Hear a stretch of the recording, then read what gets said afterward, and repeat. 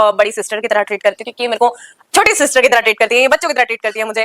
तो दीदी आपका बहुत बहुत बहुत वेलकम है और बहुत बहुत शुक्रिया कि आप यहाँ पर आई। और सबसे पहले आप हमारी ऑडियंस को अपना नाम बता दीजिए। ओके, हेलो, नमस्ते। मेरा नाम है प्रिया गमरे और मैं एक एक्ट्रेस हूँ और शाइना खत्री ने मुझे यहाँ पे बुलाया उसकी गपशप के लिए, तो मैं उसकी बहुत बहुत बहुत आभारी हूँ। Thank you so much Shaina. आपसे ना हमारी ऑडियंस इतना फैन है, बहुत ज्यादा फैन है आपके, जानना चाहती है आपके लाइफस्टाइल के बारे में, आपकी लाइफ जर्नी के बारे में। तो आप बेसिकली कहाँ से हैं? Okay, so I am born and brought up in Mumbai, Hindi sorry. हाँ। मैं मुंबई की पली बड़ी हूँ, मेरा जन्म भी मुंबई में हुआ है, मेरा पढ़ाई वढ़ाई एवरीथिंग इन थाने, मतलब मुंबई थाना जिस बाजू में ही है। सो लेकिन मेरा नेटिव मतलब मेरे पापा वगैरह या हमारा गांव है रत्नागिरी, चिपलून। चिपलो। हाँ, चिपलून रत्नागिरी। तो वहाँ का आम फेमस है।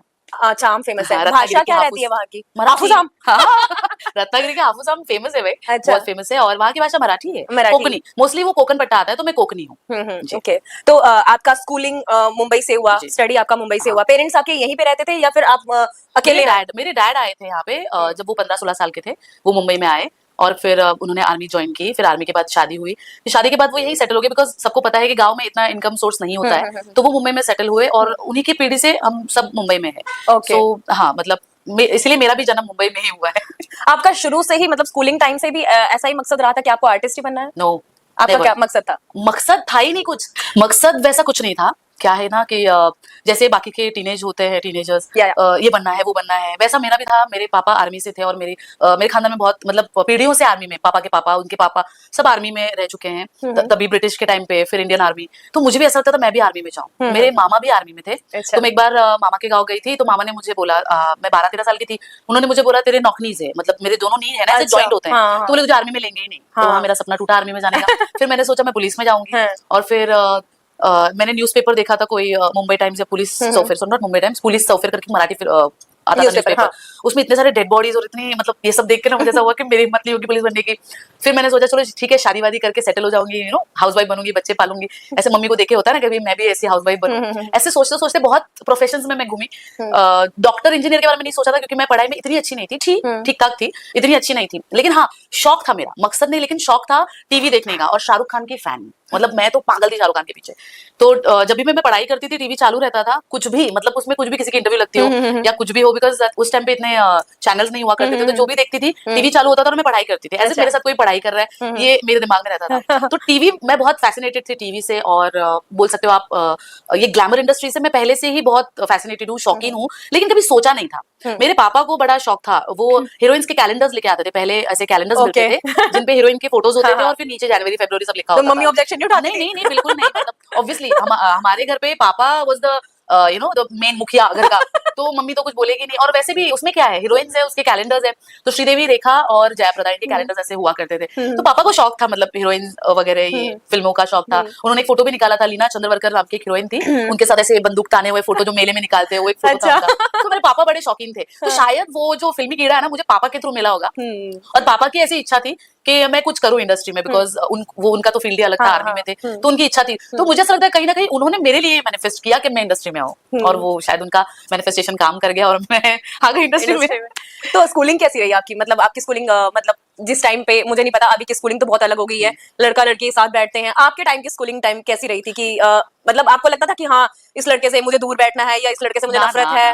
होता है ना कि कई लड़कियों को कि भाई मैं गुंडा टाइप लड़का हूँ, या आप बस एक लड़की फील कि हाँ चलो ठीक है, कितना प्यारा लड़का है, सुंदर, ऐसा कुछ क्रश रहा हो कोई? हम लोग के टाइम पे ना, मतलब जब हम लोग का टाइम नहीं बोल सकते, बट जब मैं स्कूलिंग कर रही थी, मैं इंग्लिश मीडियम में पढ़ी बड़ी हूँ। लाइक मैं saint John the Baptist high school में पढ़ी हूँ। और वहाँ पे सारे कास्ट के, मतलब हिंदू मुस्लिम कैथलिक तो था ही वो बाय डिफॉल्ट, हिंदू मुस्लिम सब सब ऊंची नीची जाति, एवरीबडी वाज देयर। तो उसमें गर्ल्स बॉयज दोनों का ही था। और शुरुआत से बचपन से ही हम लोग लड़का लड़की साथ में ही पढ़े लिखे हैं। तो वो एक नजरिया है ना कि ये लड़का है ये लड़की है, वो हम लोग में नहीं थे। हम लोग में, मतलब हम लोग जो भी स्कूल में थे उनकी बात कर रही हूँ, हम लोग में वो नजर ही नहीं थी कि ये लड़का है लड़की है, ये लड़कियों ने करना चाहिए, लड़कों ने नहीं करना चाहिए। ऐसा नहीं किया, स्कूल में इक्वालिटी थी ना। अच्छा भाई रनिंग रेस में कंपटीशन लेना है, कंपटीशन रनिंग रेस का करना है, तो लड़का नाम लिखाएगा तो लड़की भी लिखा सकती है, ऐसा कुछ नहीं। सब लोग के स्कूल में ऐसा कुछ नहीं था कि ये लड़की है ये लड़का है। अगर किसी कंपटीशन में भी लेना है, पार्टिसिपेट करना है, तो तुम्हारे हिसाब से तुम कर सकते हो। उससे पार्शलिटी नहीं थी, तो हमारे दिमाग में भी वो पार्शलिटी नहीं थी कि ये चीज लड़कों ने करनी चाहिए, ये चीज लड़कियों ने करनी चाहिए। हम लोग नॉर्मली थे। और कैसे जब हम लड़कों के साथ ही पढ़ लिख के आगे बढ़ते हैं ना, तो वो व्यू नहीं रहता, ओ माय गॉड ये हैंडसम है, बचपन से देख रहे हैं उसको, नाक पोछते हुए बोलते हैं ना, उसको देखते आए, वो बड़ा हुआ उसको देखते आए, तो उसको देख के वाओ कितना क्यूट है वाला आएगा ही नहीं ना, क्योंकि उसको बचपन से देख रहे हैं। तो वो जो हमारे नजर में थे वो सारे फ्रेंड्स ही थे। सो हमारे लिए वो फ्रेंडशिप, वो लड़का लड़की साथ में बैठना या कोई कॉम्पिटिशन करना साथ में, वो एक नॉर्मल चीज थी। मतलब ऐसा कुछ माइंडसेट अलग नहीं था। और इनफैक्ट बॉयज बहुत सपोर्टिव हुआ करते थे तभी। तो आई मीन वो माइंडसेट ऐसा है कि लड़का लड़की इक्वल है। सो मुझे उसका कुछ ज्यादा ऐसा नहीं लगता है कि कुछ अलग चीज है। कोई क्रश नहीं रहा मतलब कॉलेज नहीं नहीं नहीं नहीं नहीं, स्कूल के अंदर तो बिल्कुल नहीं। धोया है स्कूल के किसी को अंदर पकड़ के नहीं। जबरदस्त आ जाता था नहीं कि नहीं, मैं थोड़ी लड़की को शाय, या लड़के देखो को? मैं ना टॉम बॉय थी बचपन में, बिकॉज मैं मेरे भाई के साथ पली बड़ी हूँ। मेरा भाई बड़ा होने के कारण हमेशा देखते ना आप अपने सिबलिंग को फॉलो करते हैं, हाँ। तो वैसे मैं मेरे भाई को फॉलो करती थी। और मेरे चाचा के लड़के और मेरे बहुत सारे चाचा थे, उनके सारे सब लड़के, तो उनके साथ खेलना वगैरह, मेरे भाई के फ्रेंड्स के साथ खेलना, क्योंकि लड़कियां मेरे एरिया में ज्यादा नहीं थी। मैं चौल में थी पहले, रहती थी, तो ज्यादा लड़कियां नहीं थी, तो मैं लड़कों को देख के खेलती थी, तो मेरा थोड़ा नेचर टॉमबॉय जैसा हो गया था। अच्छा। मतलब लड़कियों जैसा नहीं था। पर हाँ, जब बड़ी हुई, जब यंग हुआ, तो बाय डिफॉल्ट सबको कोई ना कोई अच्छा लगता है। वैसे मुझे कोई अच्छा लगा होगा, क्रश किया होगा, लेकिन हिम्मत नहीं थी बोलने की, बिकॉज कुछ ना एक जैसे बोलते हैं ना अपब्रिंगिंग होती है, वैसे मेरे फैमिली की अपब्रिंगिंग थी कि माँ बाप जहाँ तुम्हारी शादी करके देंगे वहीं तुमको जाना है, ये एक माइंडसेट था। अच्छा। क्योंकि फैमिली में वैसा ही हुआ है। मेरे पापा की भी शादी उनके बड़ों ने की है, हाँ। उनके बोलते ना सभी भाई बहनों की शादी वैसी ही हुई है। तो हमें पता है कि ये स्टेप लेना कुछ पॉइंट ही नहीं है, तो वो रास्ते पे कभी गई नहीं। बस यही था कि खाओ पियो मस्त पढ़ाई करो, बस यही था। तो सिस्टर ब्रदर कुछ आपके क्या है मतलब? मेरे हम लोग 4 हैं। ओके। मेरा एक बड़ा भाई है, फिर मैं, फिर बहन और एक छोटा भाई। हम लोग 4 हैं, बड़ी ओके। फैमिली है हमारी। तो सबसे बड़े बड़े भाई हैं। बड़े भाई हैं, उससे छोटे आप हैं? हाँ, मैं सेकंड हूँ। अच्छा। फिर मेरे बाद एक सिस्टर है और फिर और एक तो brother। अभी घर से फोन आता है कि दीदी पैसे भेज दो, जरूरत है, पैसे हैं, मुझे 10,000 रुपए चाहिए, ऐसा कुछ फोन आता बोलने है की घर जरूरत से? ही नहीं पड़ती, सिर्फ इतना बोलते कि अरे दीदी मैं सोच रहा था कि मेरे को जिम ज्वाइन करनी है। हाँ, समझ में आ गया कितने का ट्रांसफर करना है वैसे। हाँ। हाँ, बट वो क्या है, वो हक होता है भाई बहन को।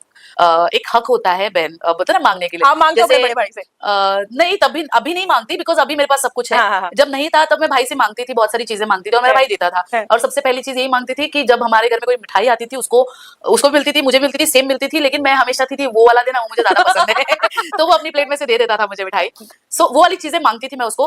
उसने मुझे बाइक चलाना सिखाया, उसने मुझे टू व्हीलर चलाना सिखाया, साइकिल चलाना सिखाया। मैं मतलब बोलता है मांगना मतलब ये होता है कि उनका सपोर्ट उस वक्त था, और आज भी है। आज मैं जो कुछ भी कर रही हूँ उनका सपोर्ट है मेरे लिए। हाँ, पैसा ये हम लोग का बोलते हैं ना, वो चलता रहता है भाई बहनों में। सो वो मांगते, वो हक से मांगते, उनको पता है। एक फ्रेज जब ऐसा आया था कोरोना के टाइम पे, जब मेरा काम नहीं चल रहा था, इंडस्ट्री बंद थी, मेरा कुछ भी नहीं हो रहा था, और मेरे दोनों भाई बहन जो छोटे भाई बहन हैं वो वर्क फ्रॉम होम कर रहे थे। तो तभी ऐसा था कि मेरे पे ऐसा सिचुएशन आया था, तो मेरे पास पैसे नहीं थे, तभी उन्होंने मुझे भी हेल्प किया। So it's just give and take between your siblings. तो ये बहुत अच्छी बात है कि जब हम भाई बहन एक साथ रहते हैं तो एक दूसरे को मदद करते हैं और एक दूसरे को गिव एंड टेक करते हैं। So it's okay. पेरेंट्स आपको सपोर्ट करते हैं इस चीज जी, को लेके? इस मतलब ये इस क्या है? मेरा मतलब कि इंडस्ट्री में आने को। अच्छा, इंडस्ट्री में। कि हमारे पेरेंट्स जैसे हम हरियाणा से हैं, तो हमारे में ये जो फिल्म लाइन है इसको बेकार माना जाता है कि अगर कोई लव सॉन्ग भी है, कोई अगर हाथ टच कर रहा है या हक कर रहा है तो पीट दिया जाता है घर में। आपके पेरेंट्स इसे कैसे देखते हैं? अरे मैंने बोला ना, मेरे पापा ही चाहते थे कि मैं इंडस्ट्री में आऊं। तो मम्मी ने भी सपोर्ट किया? यस यस यस, मम्मी ने भी सपोर्ट किया। और मेरे घर में जैसे मैंने बोला ना कि पापा आर्मी से थे, वो फ्रीडम में बिलीव करते हैं कि बच्चों को वो करने देना चाहिए जो वो चाहते हैं। सो जब मैंने सोचा भी नहीं था, लेकिन कुछ हुआ, पापा के ही पहचान के थ्रू इंडस्ट्री में एंटर हुई, और एक बहुत मेरी लाइफ की एक जर्नी है। वो सब करने के बाद मैं यहाँ पे पहुंची हूँ। So my family is always supportive. मेरे मम्मी डैडी भाई बहन सब सपोर्टिव है। मैं कुछ भी करूँ उनको इतना पता है कि ये मेरी बहन है और ये सही करेगी, ये कुछ गलत नहीं करेगी। सो उनका एक सपोर्ट है। फिर जो रिलेटिव्स हम लोग बोलते हैं, जो नैगिंग करते कुछ भी बोलते हैं, उनका तो मेरे पापा भी नहीं सुनते और मेरी माँ भी नहीं सुनती और हम लोग भी नहीं सुनते।